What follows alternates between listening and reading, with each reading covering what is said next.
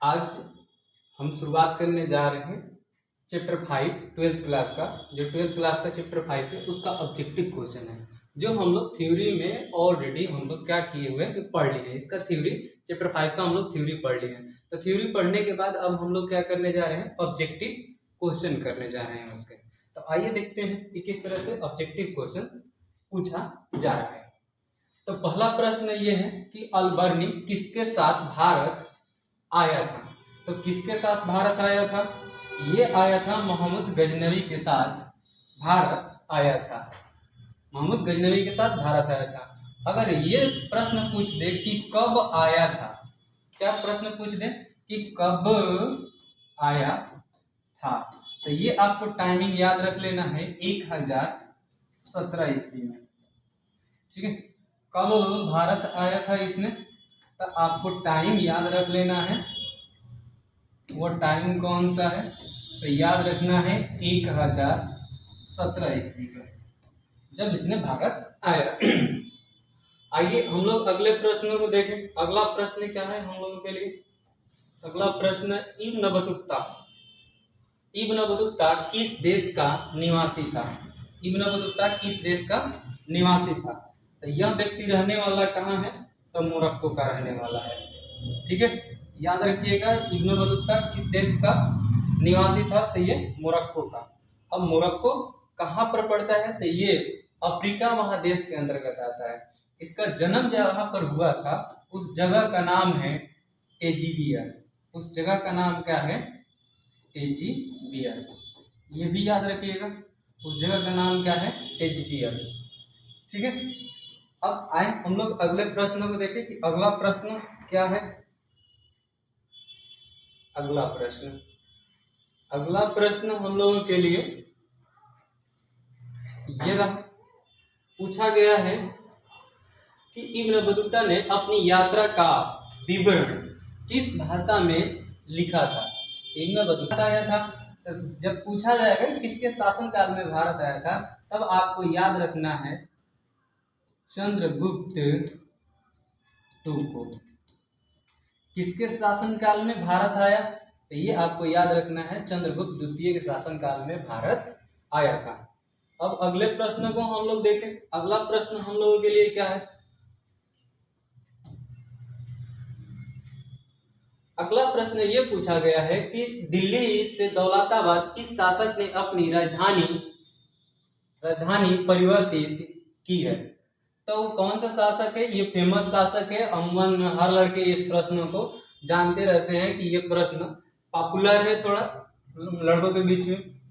दिल्ली से दौलताबाद, तो दिल्ली से दौलताबाद किस शासक ने राजधानी को परिवर्तन किया हुआ है, तो उस शासक का नाम है मोहम्मद बिन तुगलक। उस शासक का नाम क्या है? मोहम्मद बिन तुगलक। ये आपको ध्यान रखना है, इसने अपनी राजधानी जो है परिवर्तन किया था, दिल्ली से दौलताबाद लेकर गया था।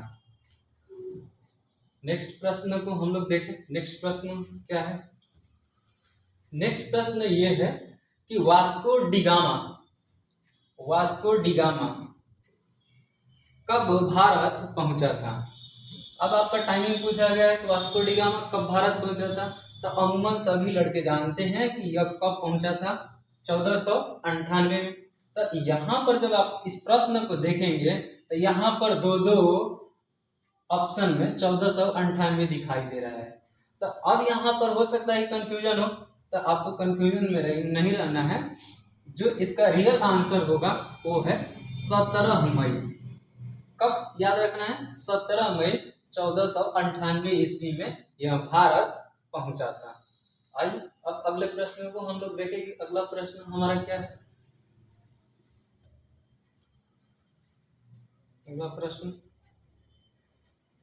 अगला प्रश्न ये है कि भारत की जिन 3 भाषाओं के ग्रंथों के अरबी भाषा में हुए अनुवादों से अलबर्नी परिचित था, वह कौन सी भाषा थी? तो वह भाषा थी संस्कृत, पाली तथा प्राकृतिक। वो कौन सी भाषा था? संस्कृत, पाली तथा प्राकृतिक भाषा था।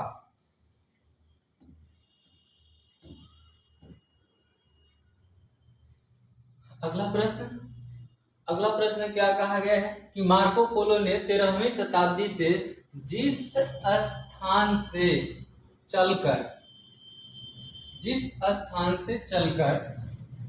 चीन और भारत की यात्रा की उसका नाम था। मतलब आपसे सिंपल अगर प्रश्न कहा जाए कि प्रश्न क्या है, तो मार्को पोलो कहां से भारत और चीन की यात्राएं किया था, तो कहां से, तो ये आपको ध्यान रखना है, वेनिस से। यह व्यक्ति वेनिस का रहने वाला था, वहीं पर इसका जन्म हुआ और वहीं से यह भारत पहुंचा हुआ है। तो ध्यान रखना है कि मार्को पोलो ने 13वीं शताब्दी में कहां से चलकर भारत की यात्राएं की है, तो वो है वेनिस। ठीक, अब चलते हैं हम लोग अगले प्रश्न को। अगला प्रश्न क्या है? ठीक, अगला प्रश्न ये है कि अनेक विदेशी यात्रियों ने भारत की जिन दो चीजों को असामान्य माना, क्या माना? असामान्य माना है, वे हैं, वो कौन कौन है? तो ये आपको हम थ्योरी में बता चुके हैं कि जो नारियल और पान के बारे में यात्रियों ने चर्चा किया हुआ है। ठीक है, और बकायदा इब्न बतूता ने तो नारियल की तुलना, ठीक है, नारियल की पेड़ की तुलना खजूर के पेड़ से किया था, और जो फल है वो मानो खोपड़ी के समान बता दिया था। और जो हमारे खोपड़ी के अंदर मस्तिष्क है, उसको ये नारियल के जो अंदर वाले हम लोग खाते हैं गुण को, उसको इसने मस्तिष्क बता दिया था। तो मस्तिष्क और पान, ये दो इसका सही आंसर होने वाला है। अब आइए नेक्स्ट प्रश्न को हम लोग देखें कि हमारे लिए नेक्स्ट प्रश्न क्या है।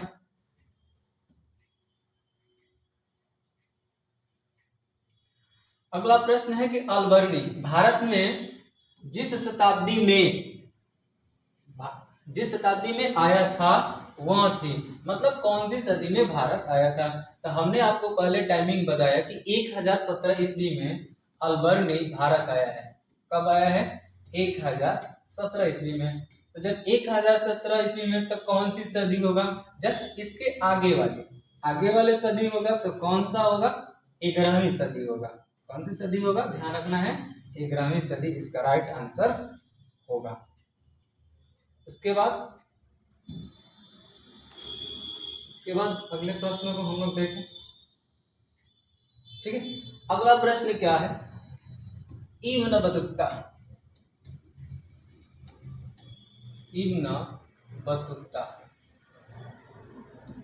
ठीक है, इब्न बतूता की भारत यात्रा को जिस शताब्दी से संबंधित माना जाता है वह थी। मतलब अब इसका भी शताब्दी पूछ लिया कि इब्न बतूता, तो इब्न बतूता सबसे पहले आपको ये याद रखना है कि इब्न बतूता भारत कब आया था?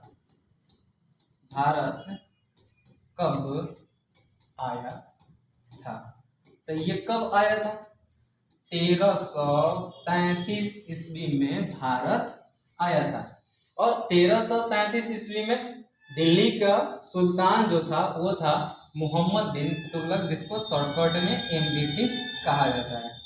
तो मतलब इब्न बतूता किसके दरबार में पहुंचा था? तो ये आपको ध्यान रखना है, किसके दरबार में पहुंचा था? तो MBT के दरबार में पहुंचा था।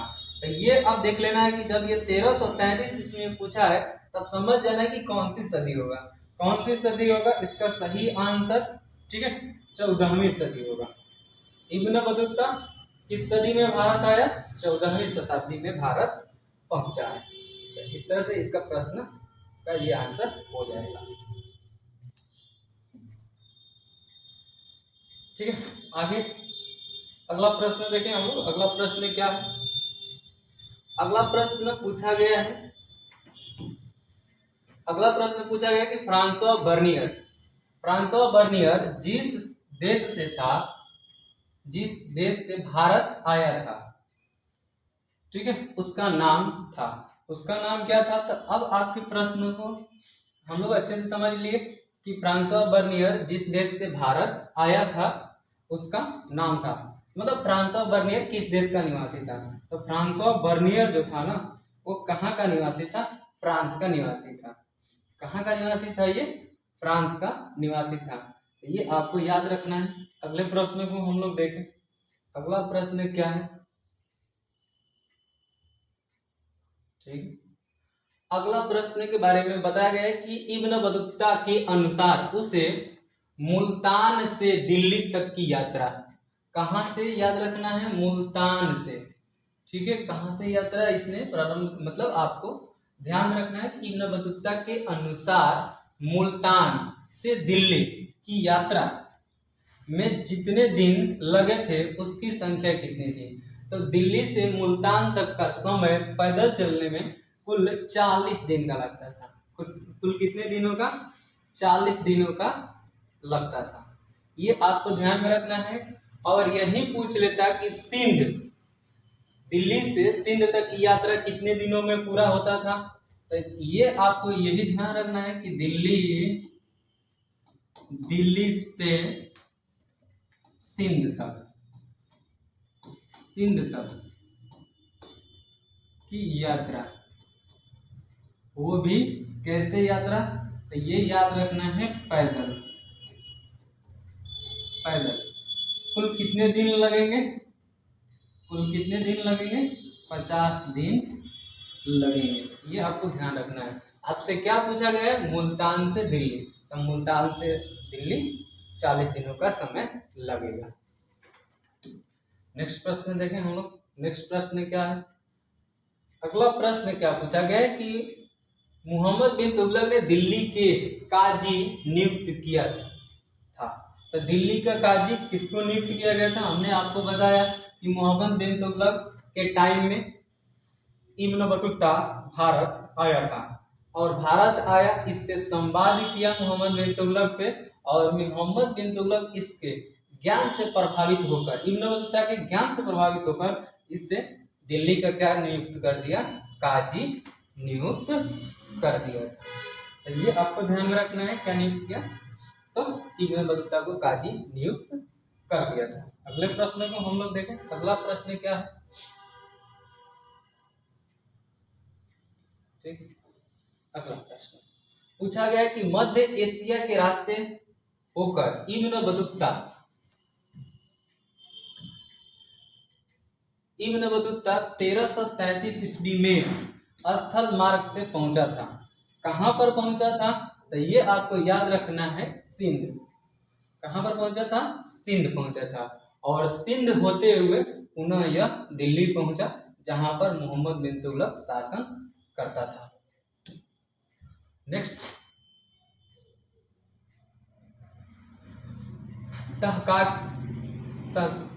तहकीक ए हिंदी या तहकाकी हिंद भी बोला जाता है। यहाँ पर लिखा गया है, मतलब स्प्रिंट है, तहकीक ये हिंदी में किसका यात्रा वृत्तांत लिखा गया है। देखिए, मतलब लिखा जाता है तहकाकी ए हिंद,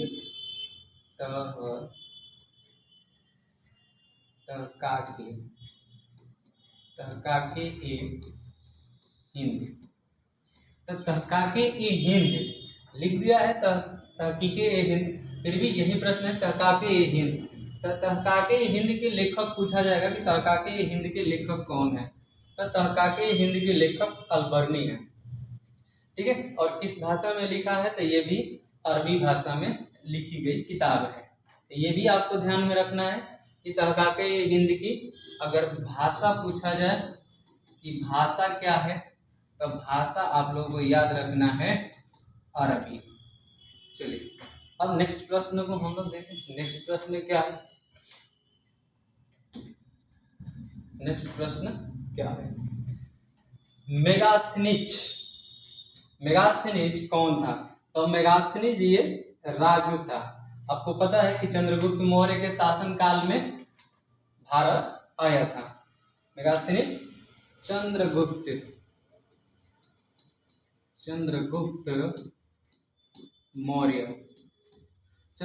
मौर्य के शासनकाल में भारत पहुंचा था। और यह किस रूप में पहुंचा था? तो यह यात्रा के रूप में नहीं, बल्कि यात्री के रूप में नहीं, बल्कि राजदूत के रूप में भारत पहुंचा था। तो ये आपको ध्यान रखना है इस प्रश्न को। इसका सही उत्तर होगा राजदूत।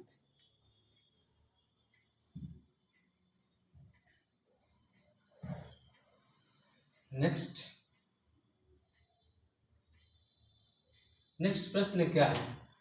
किताब, ठीक है, किताब रिहला में किसकी यात्रा वृत्तांत मिलता है?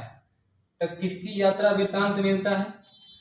ठीक है, किताब रिहला में किसकी यात्रा वृत्तांत मिलता है? तो रिहला किसकी पुस्तक है? याद रखना है, इब्न बतूता की पुस्तक है। किसकी पुस्तक है? इब्न बतूता की पुस्तक है। और इसी रिहला पुस्तक में भारत में डाक व्यवस्था, किसका? डाक व्यवस्था का विवरण मिलता है, विवरण मिलता है। तो आपसे ये भी प्रश्न पूछा जाता है कि विस्तृत डाक व्यवस्था की जानकारी कौन सी किताबें देती है? तो कौन सी किताबें देती है ये आपको ध्यान में रखना है। ये है इब्न बतूता की पुस्तक रिहला। कौन सी पुस्तक है? रिहला। अब नेक्स्ट प्रश्न हम लोग देखें, अगला हमारा प्रश्न क्या है? तो अगला प्रश्न ये है कि भारत की डाक व्यवस्था का वर्णन अपने यात्रा वृत्तांत में कौन किया था? तो अभी जस्ट आपको पीछे हमने बताया कि रिहला जो किताब है, रिहला किताब किसकी पुस्तक है? तो ये आपको ध्यान रखना है, इब्न बतूता की पुस्तक है और उसी में डाक व्यवस्था का प्रचलन मिलता है। इसका सही आंसर क्या हो जाएगा? इब्न बतूता हो जाएगा। नेक्स्ट प्रश्न को हम लोग देखें। नेक्स्ट प्रश्न क्या है? पूछा गया है कि मॉन्टेस्क्यू नामक फ्रांसीसी दार्शनिक ने किस यात्रा के विवरण के आधार पर प्राच्य निरंकुशवाद का सिद्धांत प्रतिपादित किया था? तो अब हो सकता है कि आपको ये प्रश्न न आए, लेकिन अगर आप थ्योरी को पढ़े होंगे तो समझ रहे होंगे कि ये जो मॉन्टेस्क्यू है वो कहाँ का दार्शनिक है? तो फ्रांस का। और फ्रांस का यात्री कौन था? तो फ्रांसवा बर्नियर था। कौन था? Francois Bernier. तो इसका सही उत्तर क्या हो जाएगा? फ्रांसवा बर्नियर हो जाएगा। चलिए अगले प्रश्न को हम लोग देखें। अगला प्रश्न क्या है? ठीक है, अगला प्रश्न क्या है? पूछा गया कि अब्दुल रजाक समरकंदी नामक यात्री ने किसके यात्रा वृत्तांतों को पढ़कर रिहला वृत्तांतों को पढ़कर उससे प्रेरणा ली? तो किससे पढ़कर? तो देख लेना है, यहाँ पर जो होगा आपका सही आंसर होने वाला है इब्न बतूता। इब्न बतूता की जो पुस्तक है उसी को पढ़ा और उसी से प्रभावित हुआ। तो ये आपको ध्यान रखना है, इब्न बतूता इसका सही आंसर हो जाएगा। नेक्स्ट प्रश्न को हम लोग देखें। नेक्स्ट प्रश्न क्या है? और नेक्स्ट प्रश्न ये है कि अपनी आंखों के सामने सती प्रथा का दृश्य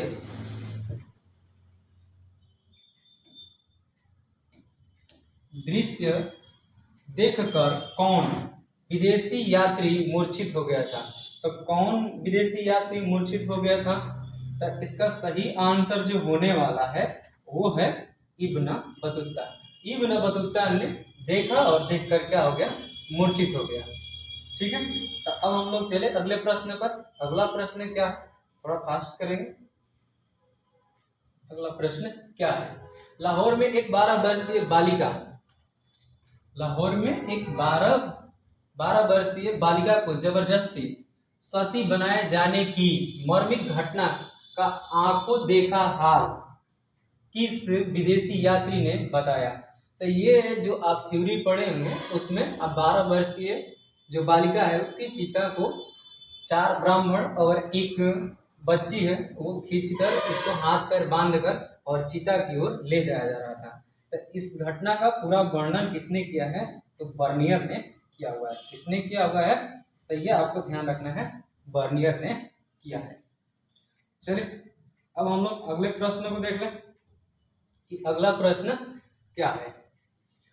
अगला प्रश्न ये है कि मुइजुद्दीन, ठीक, ये प्रश्न क्लियर नहीं है जिसकी वजह से हम इसको छोड़ रहे हैं। अगले प्रश्न को देखेंगे। अगला प्रश्न क्या है? ठीक है, अगला प्रश्न है कि किस नगर का अथवा उसके किले का वर्णन प्रायः अधिकांश यात्रियों द्वारा किया गया है। तो इसके ये जो है इसका सही उत्तर है ग्वालियर। मतलब जितने भी यात्री आए ना, खास तौर पर तो ये किसका जिक्र किए हुए हैं, ग्वालियर के किला का जरूर जिक्र किए हुए हैं। तो सबसे ज्यादा बार किले का जो उल्लेख मिलता है वो ग्वालियर किले का उल्लेख मिलता है यात्रियों द्वारा। तो इसका सही आंसर क्या हो जाएगा, ग्वालियर हो जाएगा। नेक्स्ट हम लोग प्रश्न को देखें। नेक्स्ट प्रश्न हमारा क्या है, नेक्स्ट प्रश्न है कि भारतीय, ठीक है, भारतीय अध्ययन संबंधित बाधाओं का वर्णन किस विदेशी यात्री ने किया है। तो यहाँ पर बाधाओं का वर्णन किया गया है। तो बाधाओं जो मोहम्मद गजनवी के साथ में भारत आया था। कौन आया था, मोहम्मद गजनवी के साथ में भारत आया था। तो ये आपको ध्यान में रखना है, मोहम्मद गजनवी के साथ भारत आया था अलबर्नी। तो इस प्रश्न का सही आंसर क्या हो जाएगा, अलबर्नी हो जाएगा। ठीक है, अब नेक्स्ट प्रश्न को हम लोग देख, अगला प्रश्न हमारे लिए क्या है। ठीक है, अगला प्रश्न है कि मध्य युगीन यात्रियों का सरताज किस यात्री को कहा जाता है। तो किस यात्री को कहा जाता है ये ध्यान में रखना है। इसका सही उत्तर क्या होगा, मार्को पोलो। मार्को पोलो क्या कहा जाता है, यात्रियों का सरताज कहा जाता है। नेक्स्ट प्रश्न हम लोग देखें। नेक्स्ट प्रश्न क्या है, ठीक है, जैसे घोंसले को पक्षी छोड़ता है उसी तरह से किसी यात्री ने यात्रा पर जाने हेतु अपने घर को छोड़ा। तो घर को छोड़ा वो कौन सा यात्री है ये आपको ध्यान में रखना है। तो मोरक्को से चलकर आया था। कौन आया था मोरक्को से चलकर, तो ये आया था इब्न बतूता। और यही व्यक्ति बात बोला था कि जैसे घोंसले को पक्षी छोड़ता है उसी तरह से किसी यात्री ने यात्रा पर जाने हेतु अपना घर छोड़ा है। तो किसने कहा है ये ध्यान रखना है। तो ये है इब्न बतूता, इसका सही आंसर हो जाएगा। नेक्स्ट प्रश्न हम लोग देख, नेक्स्ट प्रश्न क्या है,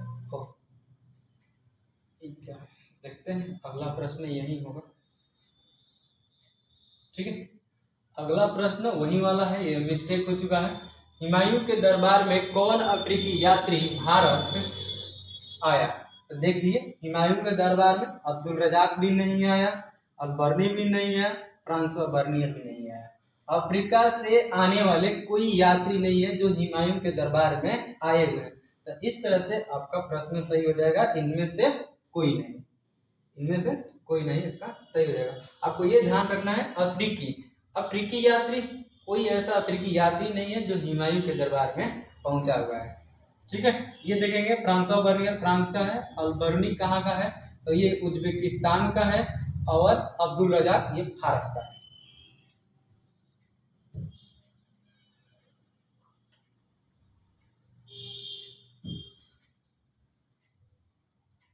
ठीक है, अगला प्रश्न है कि यात्रियों का राजकुमार किसे कहा जाता है। सबसे आसान प्रश्न है, ये ऑलरेडी थ्योरी में आप लोगों को हम बताए हुए हैं, वेन सांग।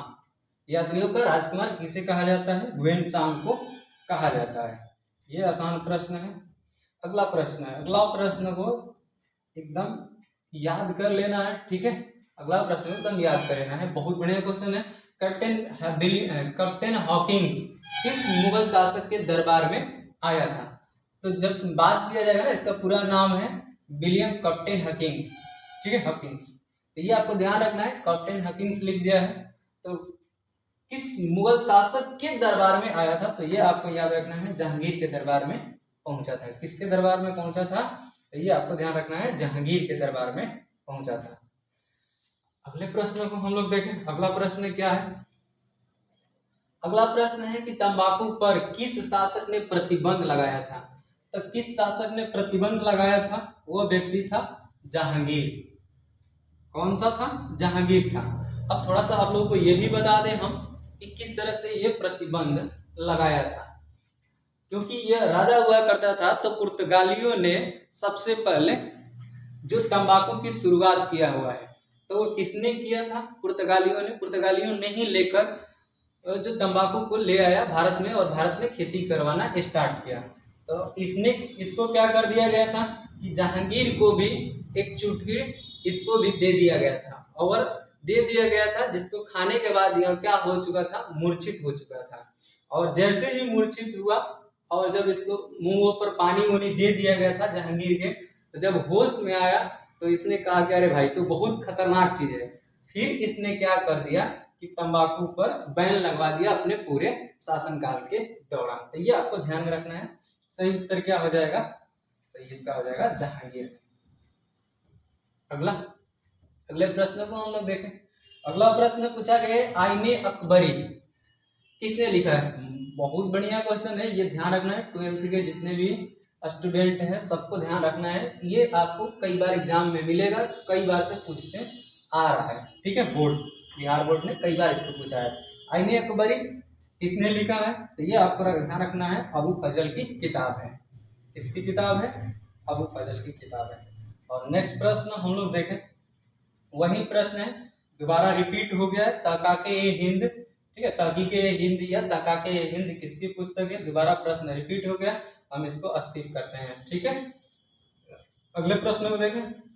अगला प्रश्न वही है, रिपीट कर गया है कि दिल्ली से दौलताबाद किस शासक ने राजधानी परिवर्तित किया है, तो वो है मोहम्मद बिन तुगलक। ये भी प्रश्न रिपीट कर गया। इस तरह से यह क्या होता है कि प्रश्न पूरी तरह से ऑब्जेक्टिव हम लोग कंप्लीट कर चुके हैं। अगर आपको डिटेल्स में पढ़ना है तो हम आपको यूट्यूब पर एक ऑलरेडी वीडियो इस थ्योरी क्लासेज में डाल चुके हैं। ठीक है, धन्यवाद।